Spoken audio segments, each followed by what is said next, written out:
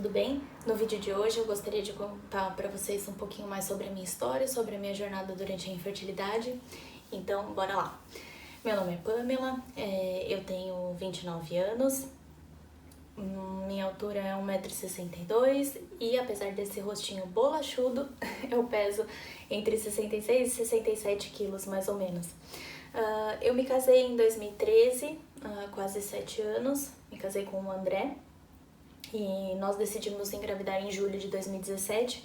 Na verdade, ficamos alguns anos aí passeando, viajando. É uma coisa que a gente gosta muito e que nós fazemos até hoje, sempre que possível. Hoje não mais por causa da quarentena, né, no momento.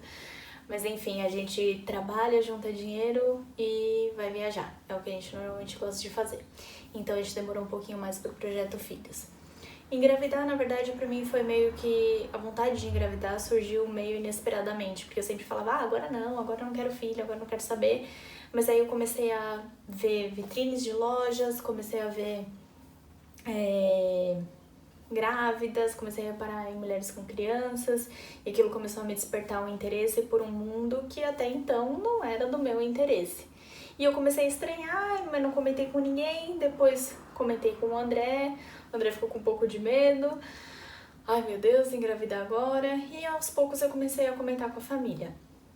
Enfim, quando eu percebi mesmo que eu queria engravidar, decidi com o André e passei numa médica, numa ginecologista, inclusive ela era ginecologista de uma youtuber famosa, e ela, na verdade, ela é uma boa ginecologista, mas ela é uma boa obstetra. Ela não é tão boa na área de reprodução, porque ela não conseguiu descobrir o meu problema. Ela pedia exames atrás de exames, ultrassom, exame de sangue, sempre dava que estava tudo bem. Na verdade, aparecia um cisto no meu ovário direito e ela falava que era cisto de ovulação normal, que aquilo era normal, que era tranquilo. Então, ok, só que eu passei meses nisso, fazendo exames, ela nunca pediu um exame do André, e em fevereiro de 2018, mais ou menos, eu tava com umas dores insuportáveis durante o meu ciclo menstrual, fui parar no pronto-socorro e peguei uma médica que, assim, caiu do céu pra descobrir o meu problema. Ela falou, olha, eu tô com suspeita de que você tá com endometrioma, que nada mais é do que um cisto no ovário direito formado pela endometriose, que é uma bolinha formada por células do endométrio que não deveriam estar ali no ovário, mas se formam, se acumulam ali, e toda vez que eu menstruava aquilo inflamava e dava aquelas dores terríveis. Enfim, é uma endometriose, só que chamam de endometrioma porque é especificamente uma bolinha do lado de fora assim do ovário. Enfim, ela conseguiu descobrir isso. Ela perguntou se tinha uma médica, eu falei que eu queria trocar de médica, e ela falou que ela era especialista em reprodução, que se eu quisesse eu poderia passar com ela. Comecei a passar com essa médica e foi um processo assim que abriu os nossos olhos, foi decisivo, na verdade, porque ela pediu exames para mim específicos para descobrir isso e exames para o André, o exame do André também, que foi o espermograma.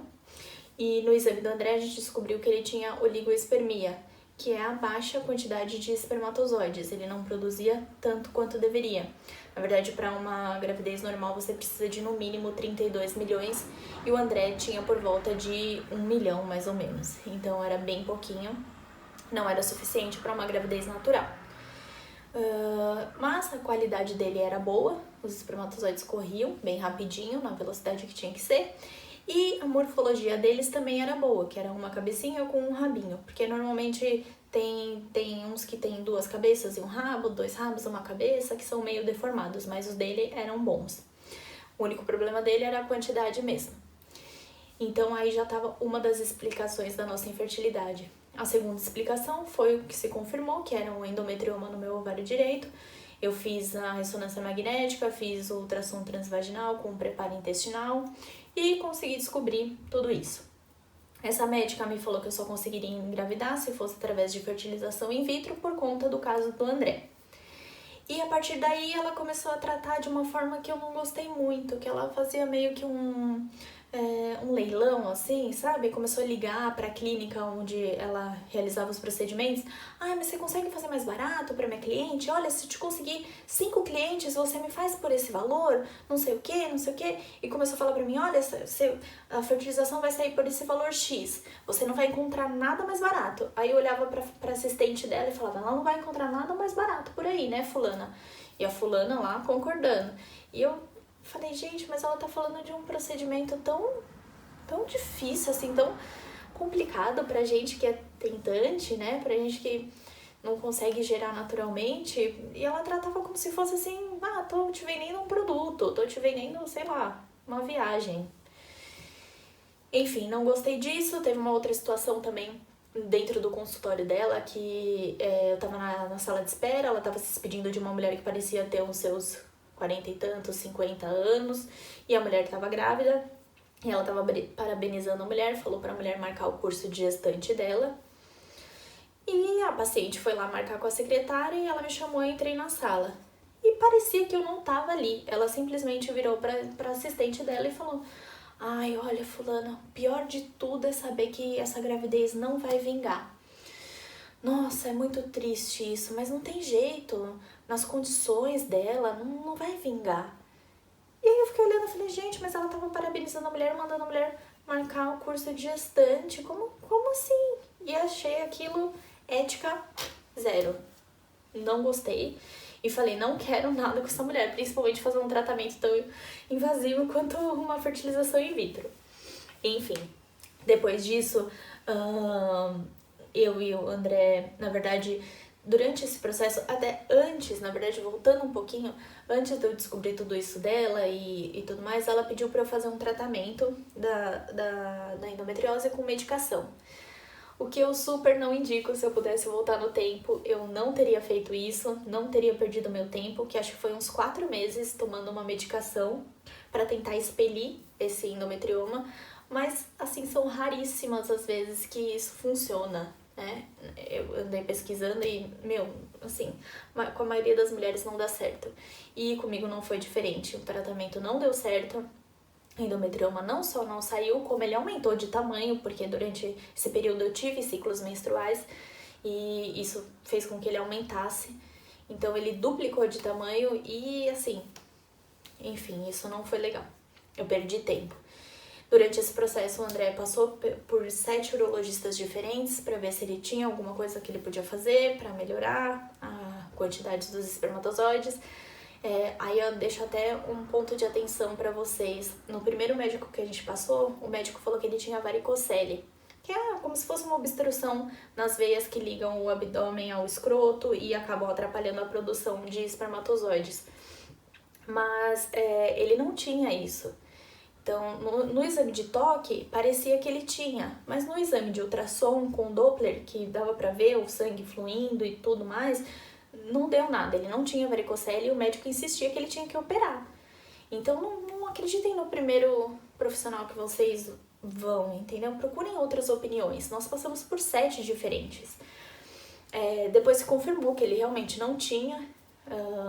Parte desses urologistas falavam que o caso dele não tinha jeito, que ele tinha que fazer mesmo reprodução assistida. E parte falava que tinha jeito. Passamos num último médico que eu vou deixar o contato dele aqui porque ele é maravilhoso, tratou o André, deu umas vitaminas para ele tomar e um indutor de produção de espermatozoides, que é o mesmo que as mulheres tomam para induzir a ovulação. E o André tomou durante 3 meses e ele teve um resultado positivo. Apesar do resultado positivo, o meu médico novo, que depois daquela mulher ter falado aquilo e eu ter saído dela, eu tive que procurar um novo. E eu fui pro Dr. Luiz, da Fertivitro, que ele é maravilhoso, eu super indico. Na verdade, foi uma amiga minha, Adriana, querida, que me indicou. Ela teve a filhinha dela através de lá, ela fez um tratamento com ele. E eu amei o Dr. Luiz, amei toda a equipe. E vão, que eu recomendo de olhos fechados. O Dr. Luiz vem do exame do André, que agora não tinha mais apenas 1 milhão de espermatozoides, mas tinha 32 milhões e meio. Então, ganhamos 500 mil a mais do que o necessário. O Dr. Luiz falou, olha, vocês podem tentar naturalmente, esse é um resultado favorável. Mas assim, eu já falo pra vocês, como que ele falou? A ciência não explica isso. Não tem medicamento que faça aumentar de 1 milhão para 32 milhões e meio. É uma diferença muito grande que esse medicamento não atinge, ele não consegue esse tipo de resultado. Aí eu falei, não, eu sei disso, porque quem fez esse milagre foi Deus, né? Eu agradeci muito a Deus, foi um dos primeiros milagres que ele fez na nossa vida durante essa trajetória. Então, sem explicação, tivemos esse aumento e foi uma época que eu tava orando muito, buscando muito de Deus o que eu deveria fazer, se eu faria uma fertilização in vitro, se eu operava da endometriose, se eu faria uma inseminação artificial. E com esse resultado positivo, nós decidimos fazer a inseminação. Fizemos a inseminação, mas não deu certo. Vou entrar mais em detalhes com vocês sobre a inseminação e sobre tudo num vídeo só sobre ela, só sobre a inseminação. Mas fizemos, não deu certo e depois disso passamos para o próximo passo, que foi a minha cirurgia. Passei num médico especialista em endometriose, que eu super recomendo, maravilhoso, também vou deixar o nome dele aqui. E esse médico nos ajudou muito.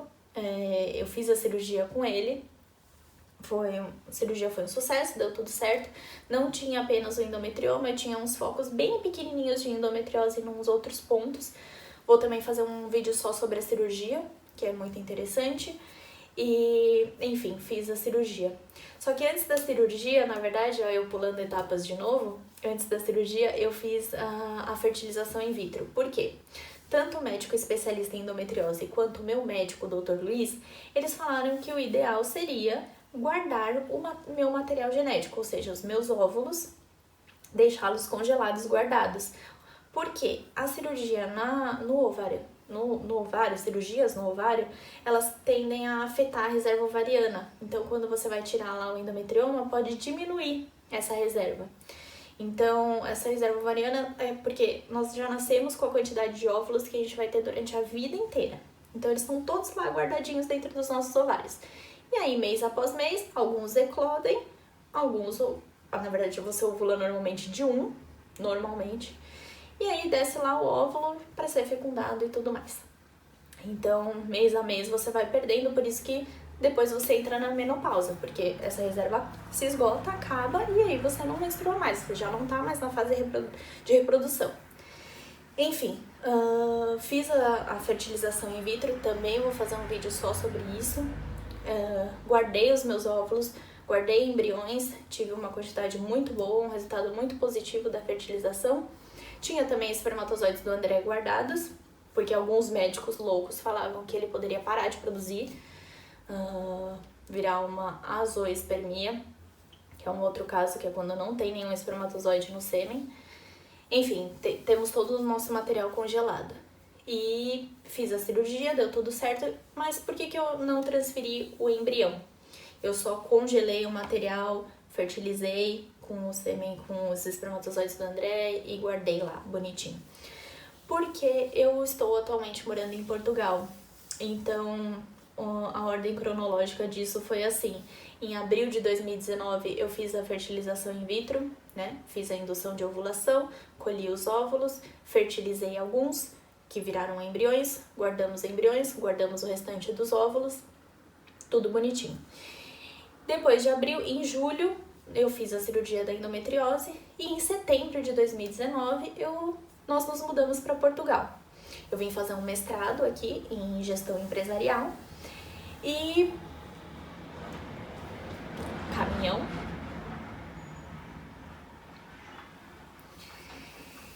Então eu tô morando aqui em Portugal e o André não queria que eu transferisse o embrião antes de vir pra cá. Porque ele falou, a gente não sabe como vai ser, precisa se cadastrar no sistema de saúde de lá, é uma mudança muito grande pra gente fazer com você grávida.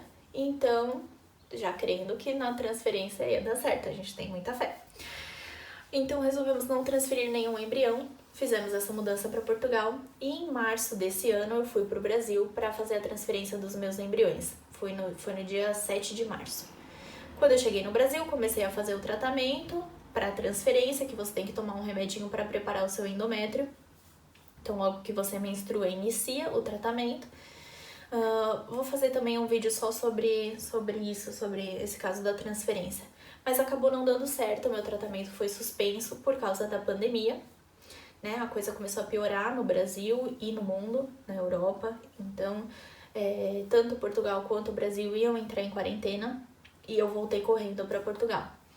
Desde então, estou aqui, já estamos em maio, e tentando naturalmente, porque eu creio num Deus de milagres, eu creio contra a esperança, assim como Abraão, e mês a mês nós vamos seguindo esse processo, fazendo as tentativas, e era isso que eu queria compartilhar com vocês.